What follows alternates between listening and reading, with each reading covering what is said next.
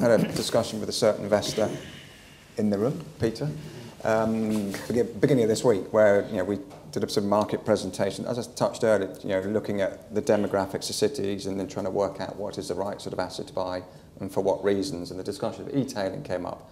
And Jos at the back, he's also got some presentations about the impact of e-tailing, how low in Poland at the moment the use of internet for shopping is. It's one of the lowest in Europe, but growing very, very rapidly.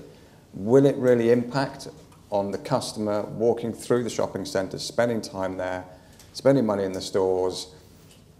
Peter thought maybe not have such a big impact. And it ended up being, I didn't agree, didn't disagree, did we? It was just a good debate as to will it change consumer patterns.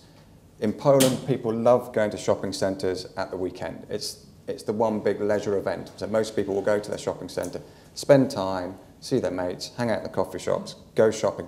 People like, as Ben said, like to feel what they're buying. Alternatively, you hear great stories of someone walking into a shop, looking at some white goods, I think it was then go onto their iPhone, whatever, check the price. Yeah, I like that fridge, washing machine, then buys it through his phone whilst he's still standing in the shop. And it could well be from the same retailer, it could be from a different retailer.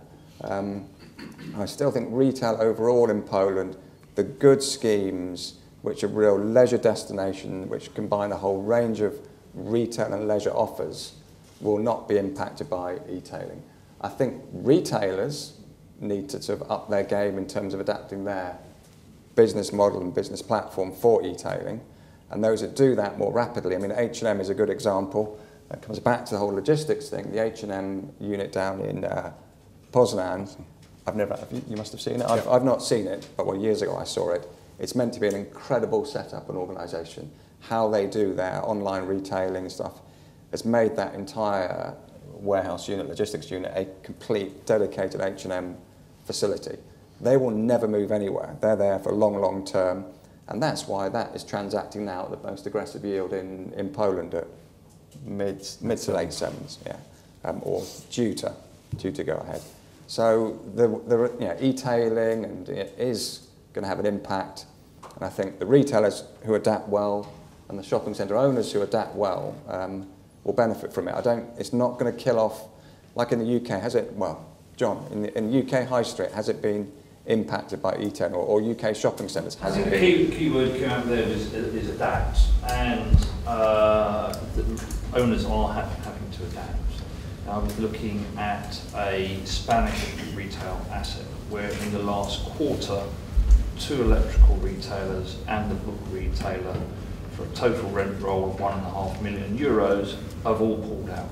Yeah. So without doubt, in the electrical sector, you will have a major reduction in floor space, major consolidation, and shopping centre owners will have to adapt to that. Books, likewise. It was only sort of a year ago in Germany, everyone was saying, oh yes, of course we've got 2 or 3 bookstores in every high street, it's different in Germany. Well, guess what? It's not. And there are major closures going on there.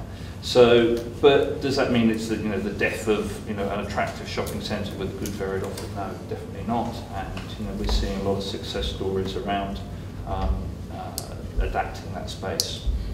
A lot of that though is about categories of merchandise, as you say, and what you replace it with. So going to Mike's point, people want experience, they want somewhere to go.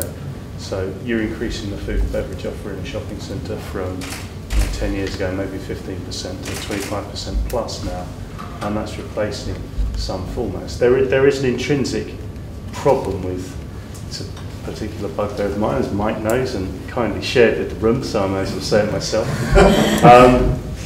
There is an intrinsic problem with e-tailing. And it's the same issue that has, the reason that catalogue retailing or TV shopping did not wipe out retailing is the cost of delivery. The customer's got to be prepared to pay the true cost of delivery. Now there are certain formats, music, travel agency, banking, no product, no cost. Of course it's all done by the internet, and that's where there's structural shift. Media, books. If it can come through the letterbox, that's okay. Well, not just through the letterbox, if it can be transferred digitally. Well, digitally or through the letterbox. I mean, digitally it's going to completely wipe you out. But people are not paying the true cost of delivery. The retailers are effectively subsidising to get market share because they're frightened that they don't, because they don't differentiate price point. I mean, the most successful retailers are bricks and mortars retailers. Well, I can order in Warsaw from Amazon.co.uk and it's delivered free if I spend more than 25 euros to Warsaw, and it says it will take 3 to 10 days, but normally it's 3 days. It's at the house, and it's a lot cheaper buying in the UK than it is in Poland, so it absolutely makes sense whilst it's free delivery. But clearly someone's not making money because... At some point in time that business wants to go break because they've got to start charging you for delivery, and when that happens, and I agree, you know, that it's going to be a feature, it's going to take a certain slug of the retail market, but it's not going to wipe it out. And you know, a lot of the statistics that you hear in the press are just, you know, lies, damn lies and statistics in that order. You know, you hear about, you know, growth of market share. A lot of it is replacement of mail order. You know, mail order's been wiped out. TV shopping has been wiped out by the internet.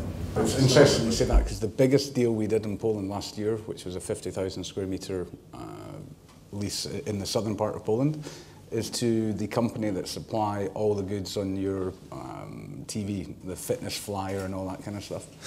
And they're growing like crazy.